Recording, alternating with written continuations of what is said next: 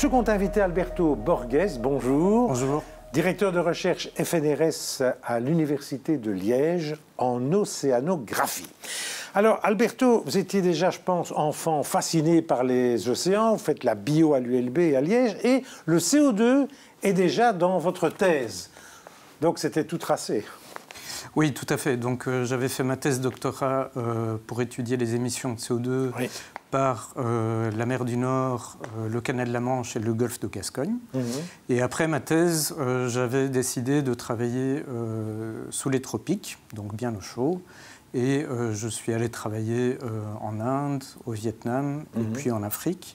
Et depuis, je suis resté travailler en Afrique. Alors, la question qui s'impose, l'acidification océanique, est-ce que c'est déjà inquiétant? Est-ce qu'on exagère ou au contraire, on est dans le déni? Donc l'acidification océanique est due au fait que le CO2 qui est émis vers l'atmosphère va être absorbé par les océans. Donc les océans absorbent à peu près 25% des émissions de CO2 par les activités humaines. Et en se dissolvant dans les eaux de surface, le CO2 devient de l'acide carbonique et cela fait baisser le pH de l'eau. C'est ce qu'on appelle l'acidification océanique. Cette acidification océanique va être en fait favorable à un certain nombre d'organismes. C'est les organismes qui font de la photosynthèse. Et donc pour faire de la photosynthèse, il y a du CO2. Et plus on fournit de CO2, plus il y aura de photosynthèse. Donc en fait, ça, c'est le positif. Donc les producteurs de tomates aux Pays-Bas ont compris ça depuis des décennies parce qu'ils injectent du CO2 dans les serres pour mieux faire pousser les plants de tomates. Par contre, il y aura des perdants. Et donc les organismes calcifiants, donc qui produisent un squelette calcaire, en fait, vont être pénalisés et ils devront dépenser plus d'énergie à pouvoir produire ces structures en carbonate de calcium, en calcaire. Donc, par exemple, la grande barrière de corail risque d'être affectée par l'acidification. C'est une certitude, ça. C'est une certitude. Cependant, on s'aperçoit qu'en fait, la grande barrière de corail est affectée dans l'immédiat par le réchauffement climatique. Donc, les vagues de chaleur à répétition qu'on a eues ces dernières années... C'est encore pire. En fait, vont induire le blanchiment des coraux. Et donc, c'est une réaction naturelle du corail. Ils peuvent y survivre, mais si c'est à répétition, chaque année, en fait, le corail va disparaître et la grande barrière de corail va probablement disparaître, mais sera liée au réchauffement climatique et pas à l'acidification. Alors, vous avez aussi étudié les lacs, les grands lacs, les petits lacs, et là, visiblement, on peut aussi être inquiet parce qu'ils sont aussi en danger. Donc les lacs ne sont pas vraiment en danger, mais cependant, ils pourraient contribuer à réchauffer le climat. En fait, le réchauffement climatique est dû à l'émission de gaz à effet de serre par les activités humaines depuis la révolution industrielle. Et tout système naturel qui n'a pas changé depuis la révolution industrielle, en fait, ne réchauffe pas le climat. Donc on peut imaginer que les lacs et les rivières, en fait, ne réchauffent pas le climat. Donc leurs émissions de gaz à effet de serre ne contribuent pas au réchauffement climatique. Mais en fait, c'est négliger le fait que ces systèmes ont été fortement modifiés et affectés par les activités humaines. Oui, c'est ça, oui. Et donc, par exemple, l'eutrophisation, donc, qui est liée à un apport excessif de nitrates et de phosphates qui sont lessivés par les sols agricoles, vont augmenter la biomasse de phytoplancton dans les lacs et les rivières. Lorsque ce phytoplancton sédimente au fond, il est dégradé, cela fermente et ça produit du méthane. De la même manière, quand on construit des barrages sur des rivières, donc si vous promenez le long de la Meuse, vous verrez qu'il y a des barrages à peu près tous les 5 km.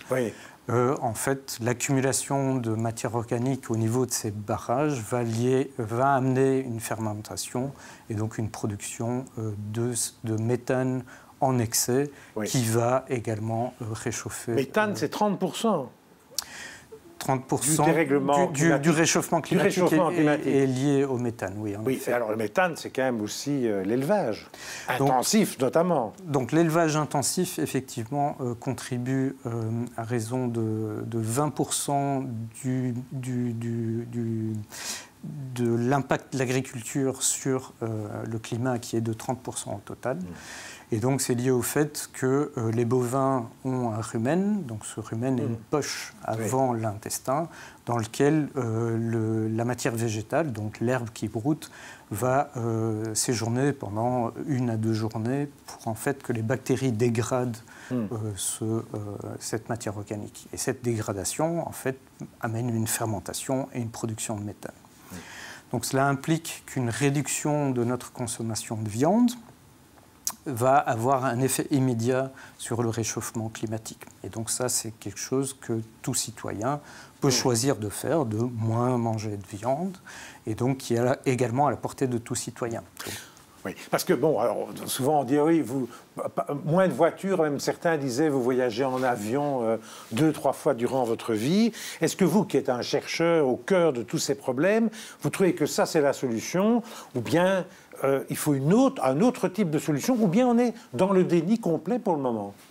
Donc, je ne pense pas que les scientifiques soient dans le déni. Donc, le premier rapport du GIEC a été publié en 1990.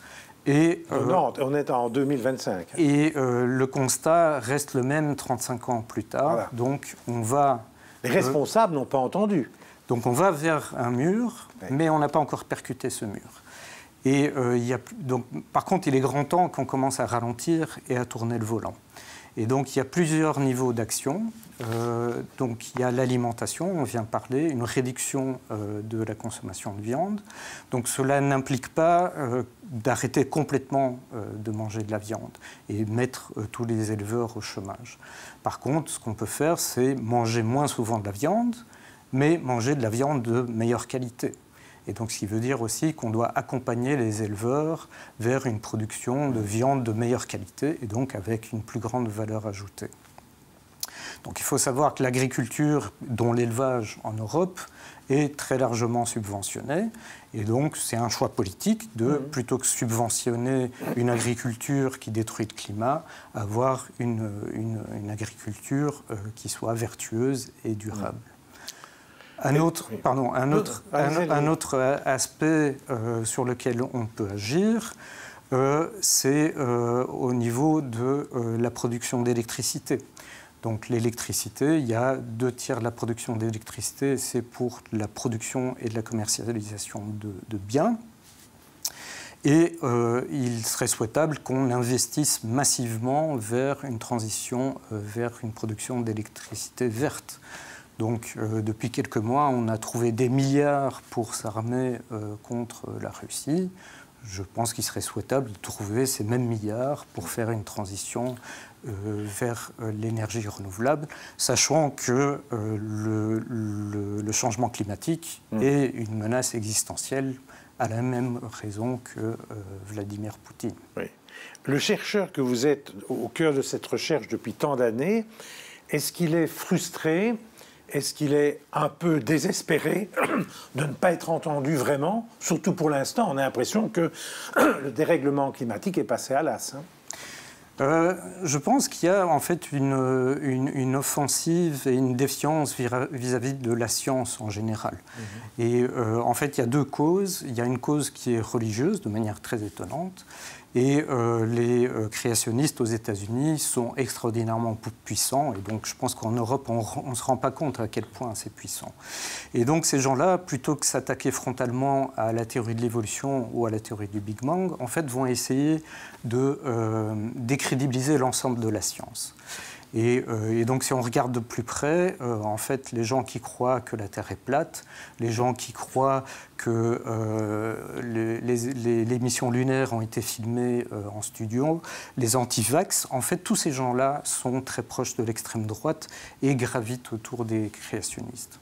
Et en fait, en Europe, on n'est pas du tout épargné. Donc, si on prend la pandémie du Covid, le mouvement anti-vax en France était très largement fomenté et manipulé par le mouvement du mariage pour tous. Et donc l'idée était de favoriser l'arrivée, de déstabiliser le pouvoir en place pour amener l'extrême droite au pouvoir qui est proche de la droite catholique en France. Votre vie de chercheur, vous avez une méthode de travail, de 8 h du matin à 6 h du soir, ou au contraire, vous improvisez, vous travaillez jour et nuit? Je travaille plutôt jour et nuit, et donc mon travail consiste vraiment à aller faire des mesures de terrain pour mesurer les émissions de gaz à effet de serre dans des systèmes qui ont été peu ou pas étudiés et que je considère pourraient avoir des émissions qui soient importantes. Au début, pendant ma thèse, j'ai travaillé dans les estuaires et les zones côtières européennes, parce qu'à l'époque, il y avait très peu de données d'émissions de CO2 par ce genre de système marin. Depuis quelques années, depuis une quinzaine d'années, en fait, je travaille beaucoup sur les lacs et les rivières africaines, parce que, justement, il y a très peu de données qui ont été obtenues dans ces systèmes-ci. Et pourtant, l'Afrique recèle parmi les plus grands fleuves au monde. Par exemple, le fleuve Congo est le deuxième fleuve au monde après l'Amazone, et recèle également des lacs immenses. Donc le rift africain est le deuxième endroit au monde où il y a la plus grande concentration de lacs au monde. Vous êtes aussi directeur de recherche. Combien de personnes travaillent avec vous? Donc pour l'instant, on est moins de 10 au laboratoire. Et donc des doctorants et des post-docs? Des doctorants et des post-docs, oui. Alberto Borges, merci d'avoir été mon invité. On peut revoir évidemment toutes ces interviews sur les sites de la Libre, de l'ADH et de Vers l'avenir. Bonne semaine, à mercredi prochain.